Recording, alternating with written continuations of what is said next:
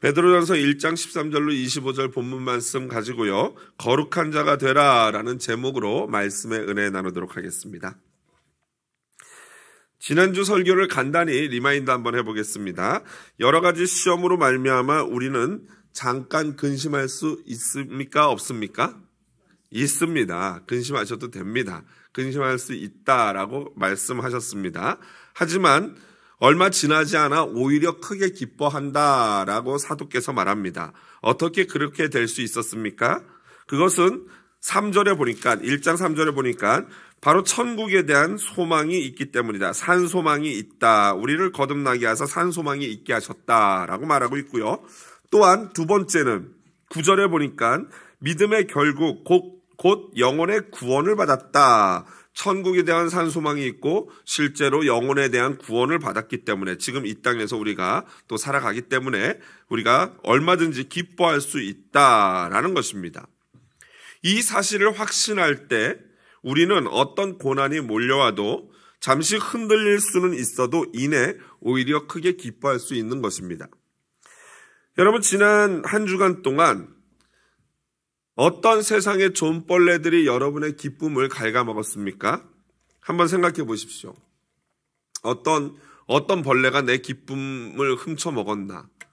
어떤 벌레가 내 마음에 소망과 기쁨을 뺏어갔나? 한번 곰곰이 생각해 보십시오. 우리의 소망, 그리고 저 천국, 예수께 우리의 시선을 고정하여 이내 기쁨을 회복한 경험이 지난 일주일간 있습니까? 여러분, 그게 필요하죠. 말씀을 들었다면 일주일을 살아가면서 그 말씀이 우리 안에서 살아서 작동이 되고 그 기쁨을 처음에는 세상 일로 말미암아 염려가 됐었는데 그만 그게 내 기쁨을 갉아먹으려고 하는 순간 말씀이 작동하면서 아니지, 그래도 내가 천국 백성이지, 내 소망은 이 땅이 아니라 천국에 있지, 그러니 이깟 일로 내가 오히려 사탄이 기뻐하는 염려에 빠지고 근심 걱정에 빠질 필요가 없지 라고 하면서 이내 기쁨을 회복한 경험이 지난 일주일간 있느냐라는 말씀입니다. 결국 우리의 마음과 생각이 너무 이 땅에 머물면요, 도저히 흔들리지 않는 기쁨을 얻기는 힘들 것입니다.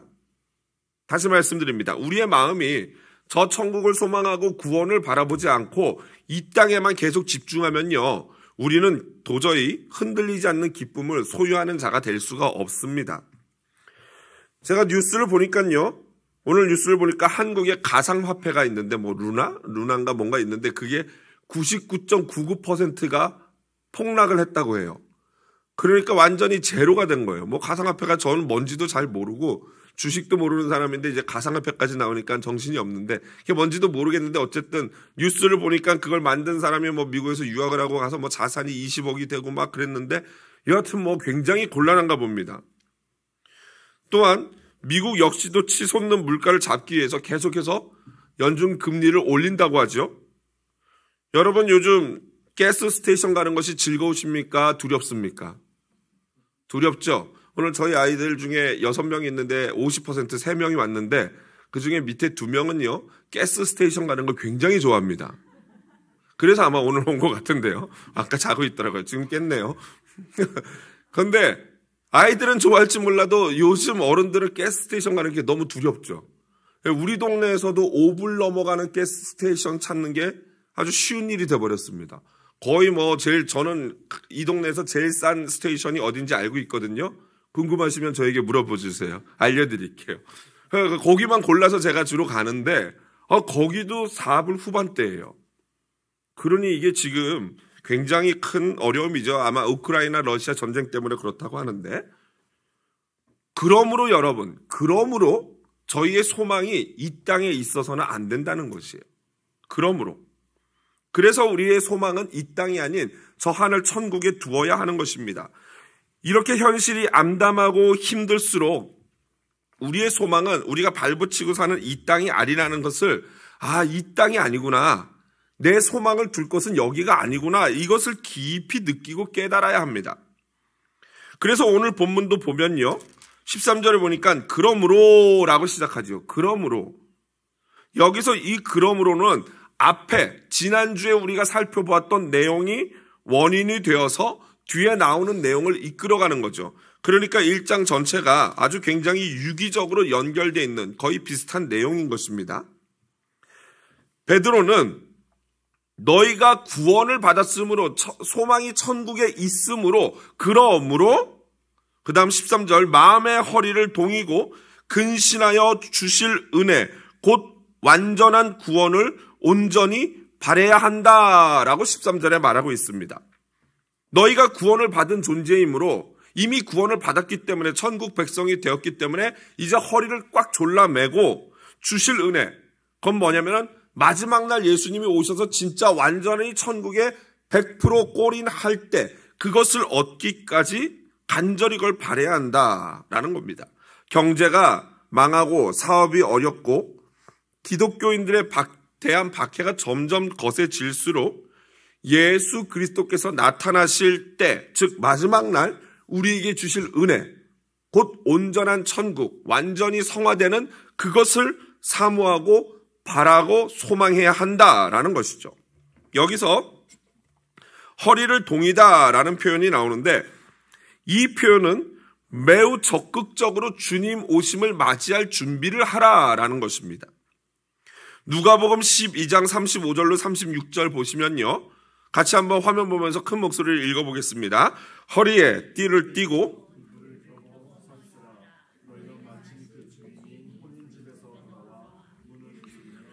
곧 열어주려고 기다리는 사람과 같이 되라. 아멘. 즉 허리에 띠를 띈다는 것은 이 주인을 기다리는 종의 합당한 자세입니다. 그리고 예수님은 누가복음 37장에서 이러한 자들은 주인이 와서 그를 볼 때 복이 있을 것이다. 주인이 왔는데 막 그냥 다 풀어헤치고 옷 풀어헤치고 널브러져 자고 있는 종을 보면은 그 어떤 주인이 좋아하겠느냐라는 거예요.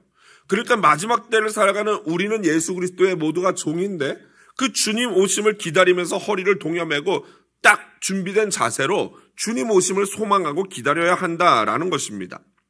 이것은 사도 바울이 빌립보서 2장 12절에 말했던 두렵고 떨림으로 너희 구원을 이루라라는 말씀과 완전히 일맥상통하는 그러한 가르침인 것입니다. 사도 바울은 두렵고 떨림으로 너희 구원을 이루라 그랬고 오늘 베드로 사도는 허리를 동이고 근신하여 주실 은혜를 믿음으로 기다리라 라고 말했습니다. 같은 얘기. 여기서 베드로가 14절에 보니까 너희가 순종하는 자식처럼 이라고 말하고 있는데 여기서 너희 곧 이 베드로가 보내는 편지를 받는 자들은 누구일까요? 지난번에 제가 베드로전서 서론에 대해서 말씀드릴 때 이 편지를 공동서신을 받는 사람들은 소아시아 지역에 있는 디아스포라 즉 흩어진 유대인들이라고 말씀을 드렸습니다. 그러나 소아시아 지역은 이방인들의 지역이었기 때문에 당연히 거기에는 많은 헬라인들도 함께 성도가 되었던 것입니다.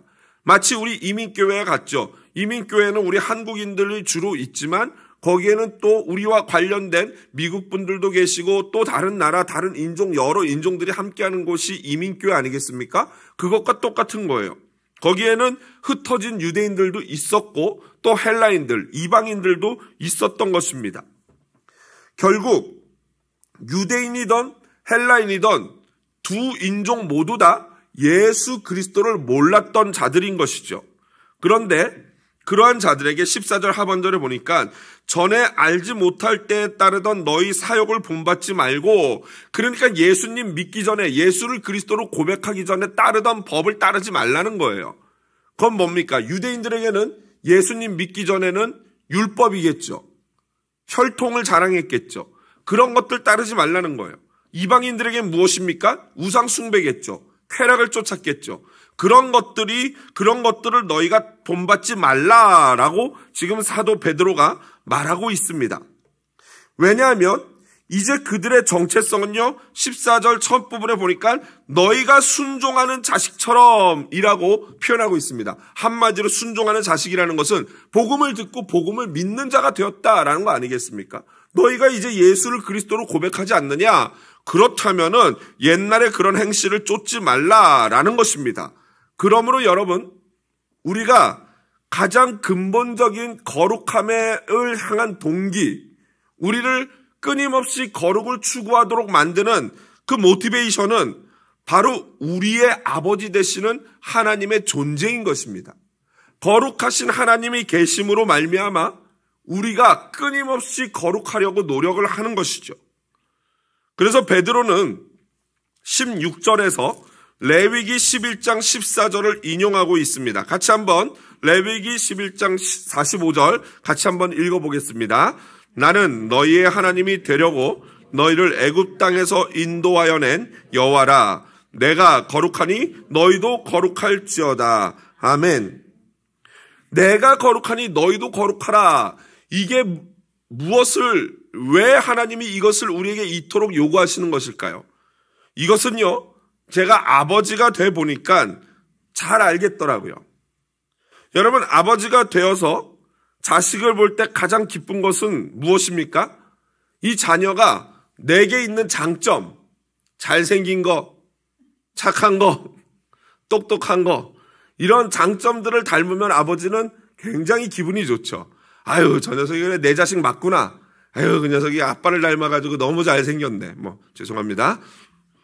그런 장점을 닮을 때 아빠의 마음은 너무나도 기쁘고 마음이 아주 행복합니다.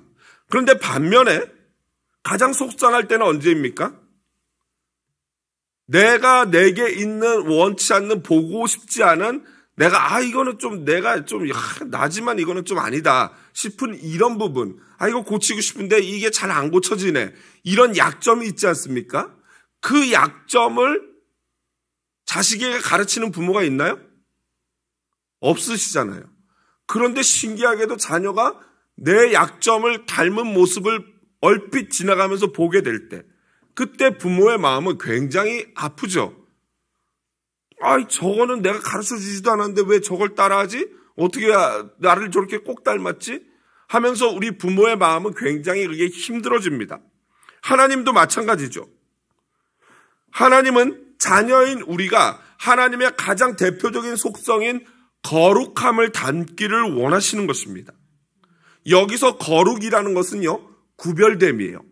하나님이 어떤 분이십니까? 구별되신 분이잖아요. 무엇과 구별됐습니까? 온 세상과 구별되신 분이 하나님이에요. 온 세상과 구별된 유일한 존재가 하나님인데, 하나님은 온 세상을 지으신 분이고 나머지 것들은 다 하나님께 창조함을 받은 존재예요. 이게 하나님의 거룩함이시거든요. 그런데 그 피조물 가운데 우리 인간이 가장 특별한 것은 누구의 형상대로 지음받았습니까? 하나님의 형상대로 지음받았습니다. 그건 무슨 말이냐면 우리가 하나님과 굉장히 비슷하다라는 거예요. 그러므로 하나님은 우리 역시도 이 세상의 다른 피조물들과 구별되기를 원하십니다.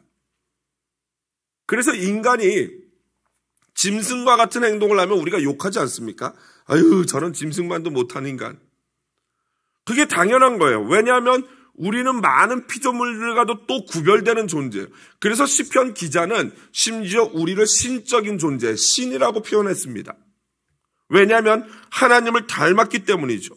그토록 하나님은 우리가 다른 여타 피조물들과 구별되기를 원하십니다. 그리고 이게 거룩이에요.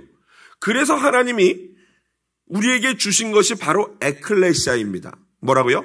에클레시아. 헬라어로 이걸 교회라고 하죠. 교회로 번역을 하는데, 원래 이 에클레시아라는 단어는 어디 밖으로 불러냈다라는 단어입니다. 원어는 원래 이 단어가 쓰여진 것은 로마의 징집관이, 그러니까 병사를 모집하는 사람이 어느 마을에 가가지고 사람들 다 모아놓고 딱 이렇게 봐가지고 막 몸 튼튼하게 생기고 싸움 잘할 것 같은 사람이 있으면 너 나와, 이게 에클레시아예요. 너 나와.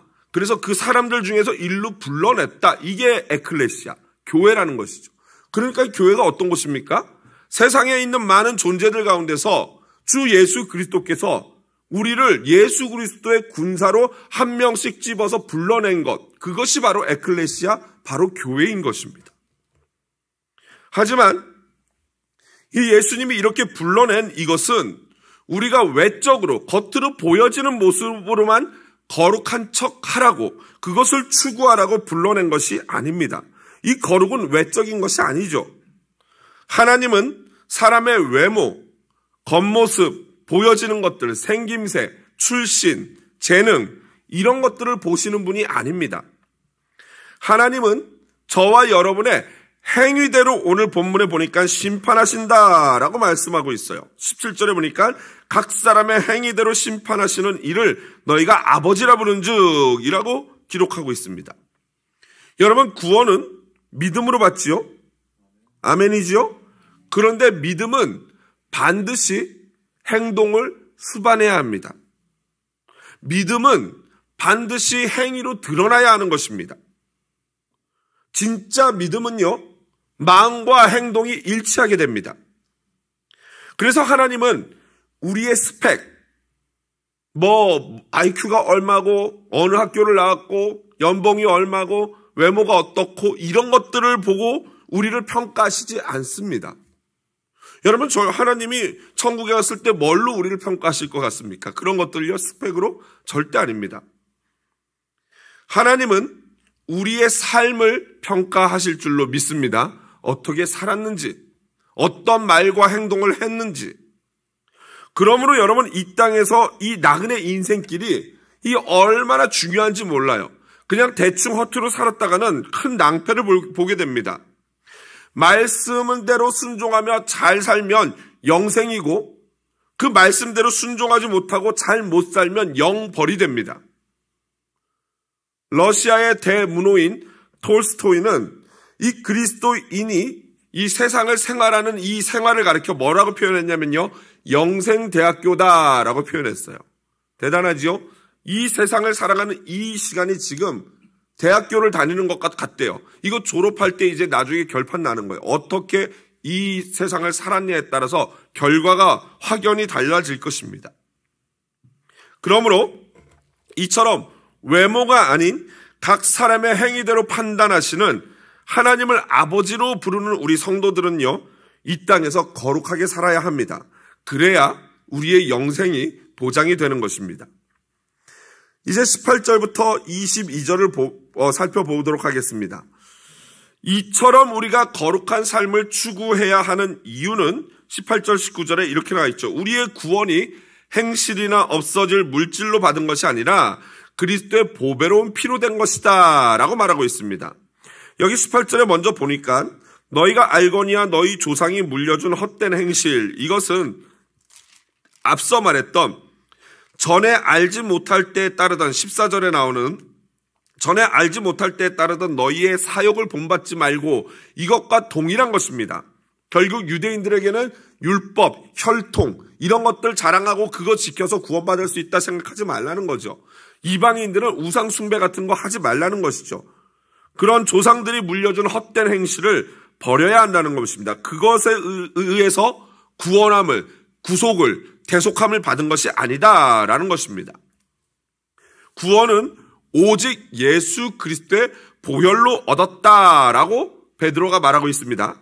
이것은 세상에 없어질 금이나 음과 같은 것이 아닌 영원한 그리스도의 보혈로 이루어진 것입니다. 이에 대해서 히브리서 기자는 다음과 같이 말합니다. 히브리서 10장 14절 같이 한번 읽어보겠습니다. 그가 거룩하게 된 자들을 예수 그리스도께서 단 한 번 십자가의 죽으심으로 말미암아 영원토록 모든 인류의 죄를 해결하셨다. 이게 소위 말하는 영단번의 제사예요. 영원토록 단번에 한 번에 모든 죄의 문제를 해결한 바로 하나님의 어린 양이 직접 제물이 되신 십자가의 제사를 말하는 것입니다. 또한 이러한 구원의 계획은요, 지난번에 말씀드린 것처럼 성삼위일체 하나님이 함께 계획하시고 실행하시고 완성하신 것입니다. 그리고 이 마지막 때, 인류가 시작되는 그때가 아니라 거의 인류의 이 마지막 종말에 이르러서 예수님이 오신 이유는 전 인류를 한 번에 마무리하고 구원하시기 위함인 거예요. 그러니까 지금 우리는 말세 중에 말세를 살아가고 있는 것이죠. 그러므로 우리는 주 예수 그리스도를 죽은 자 가운데서 살리시고 영광을 주신 하나님을 예수님으로 말미암아 믿는 자들이 되었다라는 것입니다. 그러므로 22절 보니까 이렇게 하라고 말합니다. 21절, 22절 보시면요. 그러므로 우리는 믿음과 소망은 모든 것을 예정하시고 계시하시며 부활의 영광을 주신 하나님께 있다. 그리고 하나님을 믿고 소망하는 자들은 서로 형제를 뜨겁게 사랑해야 한다. 이것이 21절과 22절의 내용입니다. 여기서 우리는 중요한 진리를 하나 발견합니다. 하나님은 우리의 믿음과 소망의 대상이신 줄로 믿습니다. 하지만 인간은 그렇지 않아요. 여러분, 우리가 왜 실망합니까? 인간에 대해서 무엇인가를 소망하기 때문이에요. 인간을 믿기 때문에 우리가 종종 실망하게 됩니다. 그러나 여러분, 우리 인간은요, 믿음의 대상도 아니고 소망의 대상도 아니에요. 우리 인간은 서로 그저 사랑해야 할 대상인 줄로 믿습니다. 여러분, 이거 굉장히 중요한 겁니다. 그러니까 네가 그럴 줄 몰랐다, 이런 말 하실 필요가 없어요. 뭐라 그러셔야 돼요? 네가 그럴 줄 알았다 라고 하셔야 돼요. 여러분, 그러니까 실수하거나 잘못하는 사람을 보면서 너무 미워하거나 너무 실망할 필요가 없는 거예요. 인간은 원래 그런 존재인 거예요. 그 사람을 너무 의지하고 너무 믿고 너무 신뢰한 사람이 사실은 이 하나님을 잘 몰랐던 거예요. 세상을 잘 몰랐던 거고 인간을 잘 몰랐던 거예요. 다만 그 옆에 자꾸 실망시키고 자꾸 믿음을 저버리는 그 인간을 어떻게 하면 됩니까? 토닥토닥 사랑해주고 안아주고 더 사랑해주면 되는 것입니다. 우리 다 같이 한번 옆에 분에게 말해볼까요? 네, 그럴 줄 알았다. 옆에 분에게 한번 말해보십시오. 네, 그럴 줄 알았다. 거기까지만 말하면 안 돼요. 그 다음이 중요합니다. 그래서 사랑합니다. 연약한 존재이기 때문에 사랑하는 거예요. 그냥 원래 그런 존재이기 때문에 그 존재, 우리 같은 존재에게는 사랑이 필요한 거예요. 우리를 믿어줄 필요도 없어요. 그냥 그 연약한 존재를 사랑해주면은 그게 오히려 격려가 되고 힘이 되는 것이죠. 여러분, 이것을 자녀와 아내, 남편, 그리고 공동체에 있는 우리 성도들에게 적용합시다. 댁에 가셔서 남편이 막 실수하면은 어이구 이러지만 마시고 그럴 줄 알았어요 여보 하고, 그래서 안아주면서 그래서 사랑합니다 하고 뺨에다 뽀뽀 한번 해주면은 가정이 놀랍게 변할 줄로 믿습니다.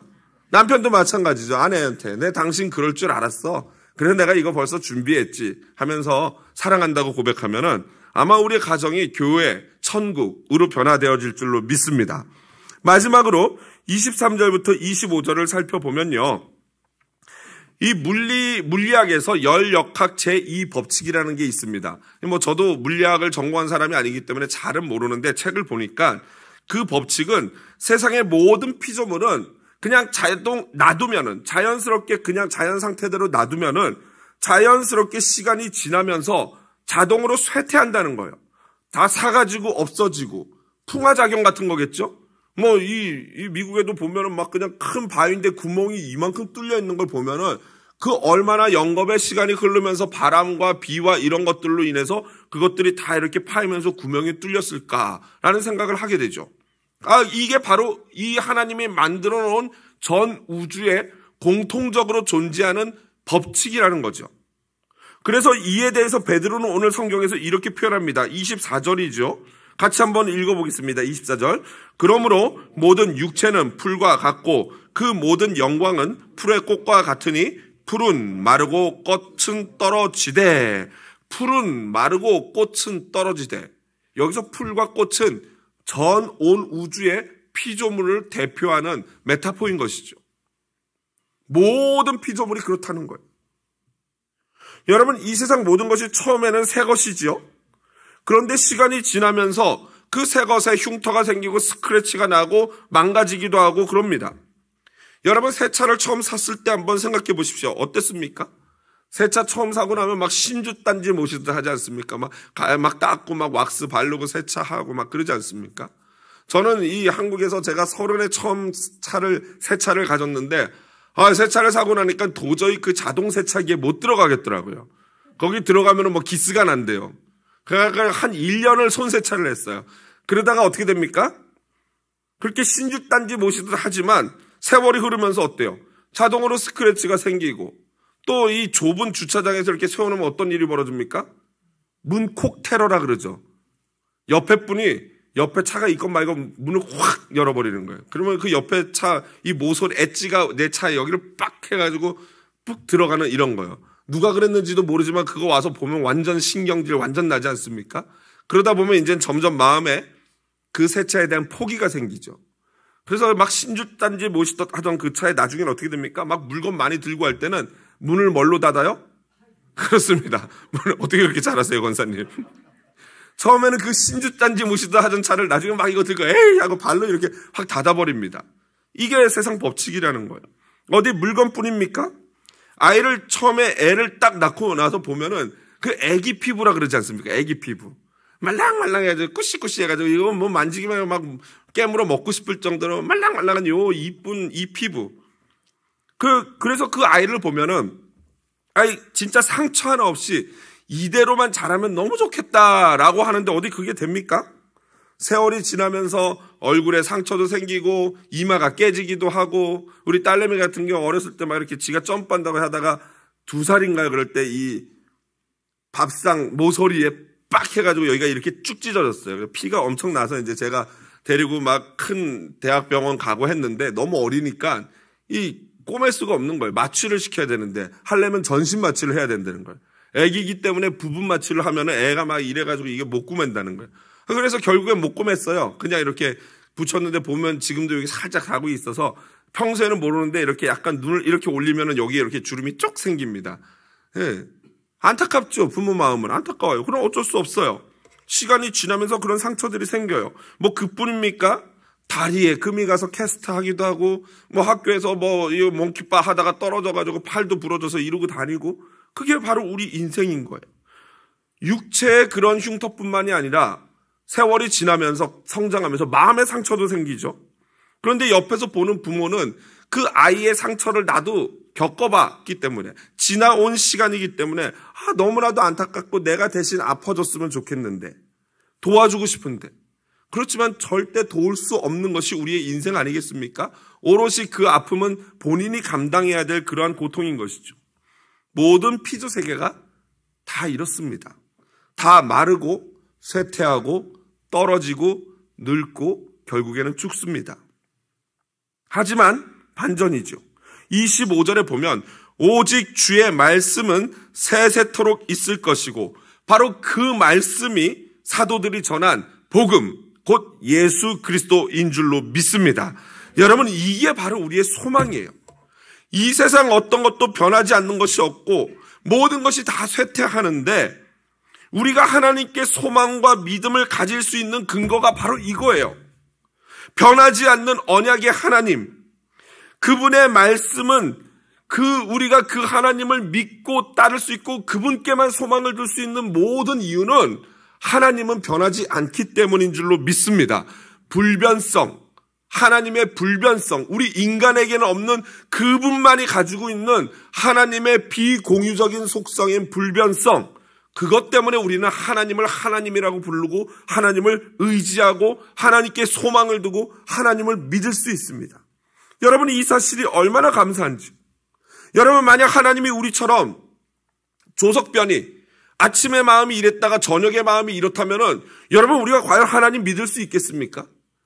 아침에 기분 좋을 때는 그래 너 용서해 줄게 이러다가 저녁에 좀 기분이 나빠지면은 너 일로 와봐 이러시면은 여러분 우리가 하나님을 과연 믿고 따를 수 있겠냐고요. 그래서 우리의 구원이 그 하나님의 영원하신 불변하심에 기인하기 때문에 우리의 구원이 안전한 것입니다. 세상의 금이나 세상의 은 제일 순수하다고 해도 그것도 역시 불에 넣으면 없어져요. 녹아져요. 없어집니다. 또한 우리의 구원이 늘 변하는 우리의 노력이나 우리의 의지, 우리의 능력이 아니라 우리의 구원은 하나님 말씀의 결정체인 예수 그리스도의 보혈, 예수님으로 말미암아 이루어진 것입니다. 그래서 저와 여러분의 구원은 안전하고 안전한 것인 줄로 믿습니다. 말씀을 마무리합니다. 베드로가 우리에게 오늘 두 가지를 요청합니다. 먼저는 하나님이 거룩하시니까 너희도 거룩해라. 아멘이십니까? 왜 그렇습니까? 우리는 이미 구원받은 자입니다. 그렇기 때문에 이게 사실 구원받지 않은 자들에게는 아무 소용없는 말이에요. 하나님이 거룩한 것과 구원받지 않은 세상 사람들은 연관성이 없어요. 그 사람들은 거룩할 필요가 없어요. 거룩할 수도 없어요. 그러나 하나님이 거룩하니 너희가 거룩하라 라는 이 말이 이루어지는 것은 바로 저와 여러분이 이미 구원을 얻었기 때문에 이 말이 힘이 있는 거예요. 이미 너희가 구원을 받은 거룩한 백성이 되었다면은 이제는 거룩한 아버지처럼 그 자식인 것처럼 세상과 구별된 거룩한 삶을 살아라 라는 것입니다. 두 번째로 우리의 믿음과 소망은 이 세상이 아니고 어떤 사람이 아니고 돈이 아니고 물질이 아니고 눈에 보이는 어떤 존재가 아닌 바로 여호와 하나님께 두어야 한다라는 것입니다. 여러분, 인간은요 다만 사랑해야 할 존재요 사랑의 관계인 것입니다. 왜냐하면 변해요. 세상의 모든 것들은 다 변합니다. 쇠퇴합니다. 그러니까 그것들이 기준이 되고 그걸 믿으면 안 돼요. 다만 하나님의 말씀만큼은 변함없이 영원한 줄로 믿습니다. 그래서 우리가 바로 그 하나님을 믿고 소망하고 붙잡아야 하는 것입니다. 여러분, 무엇을 믿고 붙잡고 소망하시겠습니까? 바로 영원토록 변함없는 하나님의 말씀입니다. 그리고 그 말씀이 육신이 되어 이 땅에 오신 예수 그리스도를 믿고 소망하고 붙잡아야 할 줄로 믿습니다. 우리 그 믿음으로 오늘 응답하시는 하나님을 구하고 하나님께 간절히 믿음으로 찬양하며 나가는 저녁 되기를 원합니다.